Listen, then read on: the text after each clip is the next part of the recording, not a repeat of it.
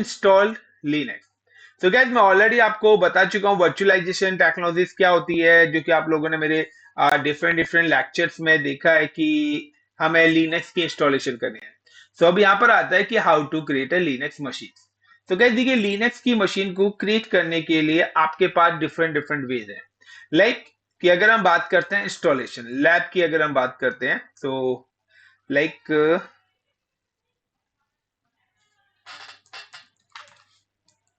Install Linux.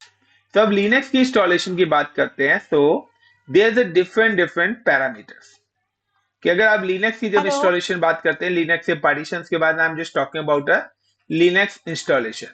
So now कि आपके पास options आता है कि first you can use in on premise,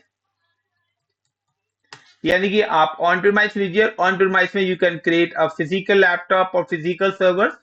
आप अपना फिजिकल लैपटॉप लीजिए या फिजिकल सर्वर्स लीजिए, और उस पर पर्टिकुलर जाके आप अपना डीवीडी से या पेन ड्राइव कनेक्ट करके या नेटवर्क के थ्रू आप यहाँ पे अपना लिनक्स इंस्टॉल कर सकते हैं। सेकंड आपके पास आता है वर्चुअलाइजेशन, यानी कि अगर आपकी कंपनी वर्चुअलाइजेशन यूज कर रही है like hyper V, VMware, Citrix, तो दिस इज अ वर्चुअलाइजेशन। तो अगर आप वर्चुअलाइजेशन यूज कर रहे हैं तो गाइस इंपॉर्टेंट पार्ट की वर्चुअलाइजेशन के अंदर भी आपका सेम ही प्रोसेस रहेगा इंस्टॉलेशन का जो ऑन प्रोमाइज है, but this is a virtual machine. So मैं जो आपको बताने वाला हूं, I am using a virtualization parameters. Now the another one is a cloud. अगर आप क्लाउड पे जाते हैं तो क्लाउड पे भी you can create like AWS, अजूरे, GCP। तो क्लाउड पर भी आप क्या कर सकते हो, वर्चुअल मशीन। बट यहाँ पर क्या है कि जब आप क्लाउड पे करेंगे तो क्लाउड पे पार्टीशंस क्रिएट करने का ऑप्शन आपके पास नहीं आएगा, क्योंकि जो भी रिकमेंडेड पार्टीशंस हैं तो क्लाउड सर्विस प्रोवाइडर्स ने इस तरीके के ऑपरेटिंग सिस्टम अपने डिजाइन करे हुए हैं कि उन्होंने ऑलरेडी अंदर एक स्क्रिप्ट एड ऑन करी हुई है ओएस के अंदर कि जब लाइनक्स की मशीन बनाएंगे तो पार्टीशंस ऑटोमेटिकली क्रिएट कर देगा। The same as in Docker container, या आपके पास है कि आप यहाँ पर लिनक्स जो इंस्टॉल करना चाहते हैं तो Linux you can use in container. कि अगर आप लाइक DevOps पे आते हैं तो DevOps पे you can create a container, the container use a Linux. So these are the parameters. तो लाइक कि मैं जो आपको लिनक्स बताने वाला हूं, मैं क्लाउड पे भी आपको बताऊंगा कि क्लाउड पे भी लिनक्स की मशीन किस तरीके से बनती है, कंटेनर्स पे भी लिनक्स की मशीन किस तरीके से एग्जीक्यूट होती है। ऑन प्रीमाइज पे आप लोगों के पास फिजिकल है, तो ऑन प्रीमाइज और virtualisation is the same part. So now how to install Linux machine in a virtualisation tools. So guys, अगर आपको वर्चुअलाइजेशन टूल्स पे करना है तो choices here, you can use a VMware। तो VMware और either you can use a Hyper-V. So now I am using a Hyper-V. So now you can just open the Hyper-V. So आप मेरे YouTube channel पे जाके देख सकते हैं कि Hyper-V टूल्स कैसे इंस्टॉल करते हैं। अगर अगर किसी को डाउट है तो वो मेरे को बता देना, मैं नेक्स्ट क्लास में कवर कर दूंगा। So you can just open a Hyper-V, and जब आपका Hyper-V टूल्स इंस्टॉल हो जाएगा, सो लाइक सबसे पहले आपको क्या करना है, सबसे पहले now you can write click and create a virtual switch manager. आपको एक अपना नेटवर्क क्रिएट करना पड़ेगा। नेटवर्क यानी कि जिस तरीके से आप घर में अपना वाईफाई लगाते हैं, कंपनीज के अंदर अपना लैंड नेटवर्क क्रिएट करते हैं, सेम एज मैं चाहता हूं कि मेरी 100 मशीन है तो 100 की 100 मशीन एक ही पर्टिकुलर वर्चुअल नेटवर्क पे कनेक्ट हो। So now I am just click on virtual switch manager, and now I'm just click a create a switch. So I'm just create a external switch, or give the switch name is like a Linux. I'm just give the LINUS Linux switch. This is a Linux switch, and now click on OK. So we have select the LAN card, network adapters card. So I'm select a wireless NIC, and then click on OK. So guys, यहाँ पर I'm just execute one network is like Linux switch. So this is the first part कि आपको सबसे पहले अपना एक switch create करना है। आफ्टर द स्विच, जब आपका स्विच क्रिएट हो जाए, देन उसके बाद आपको क्या करना है, आपको क्रिएट करनी है वर्चुअल मशीन। एक इंपॉर्टेंट पार्ट कि वर्चुअल मशीन क्रिएट करने से पहले नाइक के आप लोग अपना ऑपरेटिंग सिस्टम जो भी आप लिनक्स इंस्टॉल करना चाहते हैं, उस लिनक्स ऑपरेटिंग सिस्टम्स की ISO इमेज को आप अपने सिस्टम में रख लें। तो मैंने यहाँ पर पहले ही लाइनक्स का ऑपरेटिंग सिस्टम्स रखा हुआ है, मैं इसी लाइनक्स के सिस्टम का ऑपरेटिंग सिस्टम को यूज करना चाहते हैं। आप विंडो 10 की वर्चुअल मशीन क्रिएट करना चाहते हो, आप विंडोज 11 की वर्चुअल मशीन क्रिएट करना चाहते हो, चॉइसेस हियर कि आप कोई भी वर्चुअल मशीन क्रिएट कर सकते हो। एंड सेकेंडली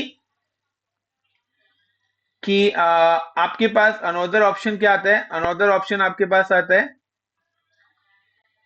कि आप जो है अपने विंडो 10 11 की मशीन, दूसरा आपको एक फोल्डर बनाना है लाइक जहां पर आप अपनी वर्चुअल मशीन को सेव करेंगे। सो लाइक माई वीएम्स, तो आप अपनी वर्चुअल मशीन को माई वीएम्स लोकेशन पे आके सेव कर सकते हो। सो माई वर्चुअल स्विच क्रिएट हो गया। सो आईएसओ फाइल्स, और मैं जो अपनी वर्चुअल मशीन को सेव करना चाहता हूँ माई वीएम्स के अंदर करना चाहता हूँ। तो ये टू इंपॉर्टेंट पार्ट है। Now how to create a virtual machine. So अब आपके पास आता है कि आपको अपनी वर्चुअल मशीन किस तरीके से क्रिएट करनी है गाइस। सो सिंपल सा है, आपको अपनी वर्चुअल मशीन क्रिएट करनी है। सो उसके लिए आपको क्या करना है, आता है हाउ टू इंस्टॉल और how to create Linux virtual machine. So simply guys, I am just open the Hyper-V, and Hyper-V open करने के बाद now I am just click on new virtual machine.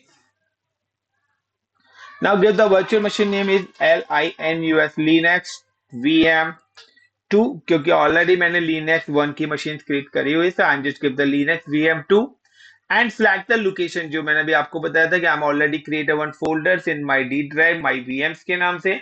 तो जो भी मेरी वर्चुअल मशीन है वो इस पर्टिकुलर लोकेशन पे सेव होना चाहते हैं। Next generation, you can select RAM. So आप कितनी रैम देना चाहते हो, फिलहाल मैं 4000 दे रहा हूँ। सो नाउ यू कैन ऐड अ 4000। अब आप स्वैप देंगे तो मल्टीप्लाई 2 कर लेना।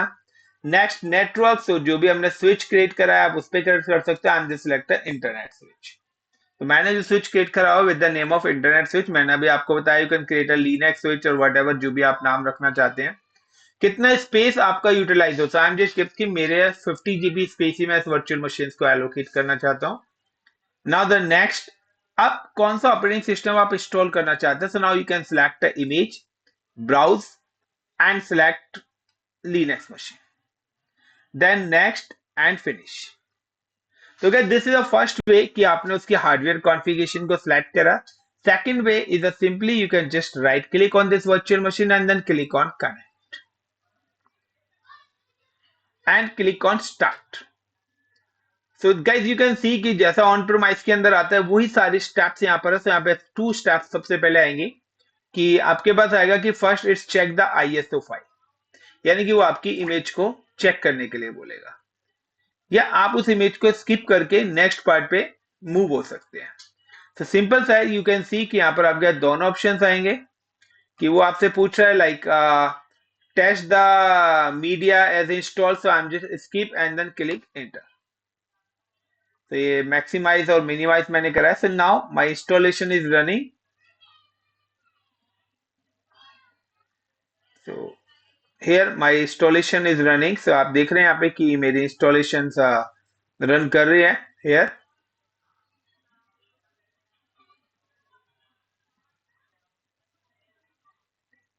नाउ जब आपकी इंस्टॉलेशन ही कंप्लीट हो जाएगी, सो अब जो भी मैंने अभी आपको बताया स्टार्टिंग में पार्टीशन, तो वो सारे के सारे ऑप्शंस आएंगे।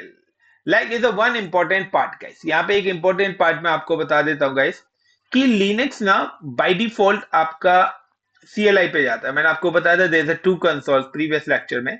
तो बाय डिफॉल्ट ये आपको CLI पे जाएगा। अगर आप इसको ग्राफिकली इंस्टॉल करना चाहते हैं तो आपको इसके अंदर GUI पैकेज मैनुअली सिलेक्ट करना पड़ेगा। So it is simply कि like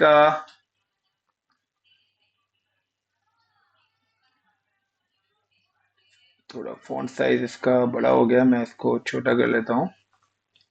सो जूम लेवल 75। तो गैस फिलहाल 75 कर लिया। So like English and click on continue and you can see the date and time. So the by default you can just click on date and time. I'm just click and selecting Asia Kolkata. So you can see यहाँ पे Asia Kolkata आ चुका है। हम again थोड़ा और इसको बड़ा कर देते हैं, 100 पे ले आते हैं। So this is like I'm selecting Asia Kolkata. So you can select Asia Kathmandu हो गया यहाँ पे, but I'm just click on India. So this is a Asia Colombo हो गया है। So now you can select, आप यहाँ पे अपने हिसाब से अपना select कर ले. So this is the ECR Kolkata and now click on done. So first you can select the time zone. This is the installation source like automatically वो आपकी OS को select कर लेगा. Now the installation. This is the important part. So like a partition, so the automatically configure partition, no, हम लोग manually configure करना चाहते हैं. So I'm just click I will configure partitions manually. Then click on done.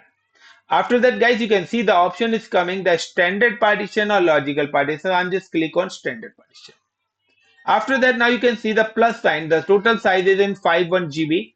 I'm just click on this plus sign and if I'm just click so you can see कि यहाँ पर वो सारे partitions आ रहे हैं जो मैंने आपको बताया था slash boot home swap और other भी आ रहे हैं. Now I'm just select the slash or I'm just give the slash partition is in 30 GB. So I'm just give the 30,000 and add mount. Another partition I'm create, I'm just click slash or I'm just give the boot partition, the all booting files save in this. So I'm just give the 2000. Minimum 200 MB required है but guys I'm adding a 2000. मेरे पास space है तो मैं थोड़ा ज्यादा दे सकता हूँ. And same as like a swap, तो 4 GB मैंने RAM दिए तो आप इसका multiply 2 कर सकते हैं 8 GB. These are the three important partition but अगर आप additionally आपके पास space बचा है तो आप slash home को भी partitions दे सकते हैं, अपना space allocate कर सकते हो. So guys I'm just create these all partition and click on done and accept. After that guys these are the software selection. It is the important part. Mostly students क्या करते हैं कि वो इस part को छोड़ देते हैं और नेक्स्ट कर देते हैं. So अगर आप यहाँ पर GUI select नहीं करते हैं so important part कि आपके पास यहाँ पर GUI आपको select करना पड़ेगा तभी आपके पास ग्राफिक यूजर आएगा, ग्राफिक इंटरफेस आएगा, F1 जो मैंने आपको बताया था वो ऑप्शन मिलेगा, अदरवाइज आपको वो ऑप्शन एप्लीकेबल नहीं होगा. तो now you can just click on server with GUI. उसके अलावा आप अपनी जो भी आप सर्वर बनाना चाहते हैं, आप इसको DNS सर्वर आप क्रिएट करना चाहते हैं, आप इसको FTP सर्वर क्रिएट करना चाहते हैं, आप यहाँ पर अपने डिपेंड्स करता है कि आप हार्डवेयर मॉनिटरिंग करना चाहते हैं, फाइल स्टोरेज क्रिएट करना चाहते हैं. सो यू कैन नीड कि आप अपनी नीड क्या कर दें, कौन कौन से पैकेजेस इंस्टॉल यहाँ पे करना चाहते हैं. सो वो सारे पैकेज आप अपनी नीड के अकॉर्डिंग एग्जीक्यूट कर सकते हो. आपको प्रिंट सर्वर बनाना है या बाद में भी इनको एड ऑन कर सकते हो. तो now click on done. After that guys the next part is coming the networking. So networking part like first you can enable. So जैसे आप इसको enable करेंगे तो ये आपके IP डिटेक्ट कर लेगा वाईफाई से जो भी आपका सिलेक्ट है, या आप बाद में भी इसको चेंजेस कर सकते हैं बट इंस्टॉलेशन करते वक्त आप उसको इनेबल कर लीजिए.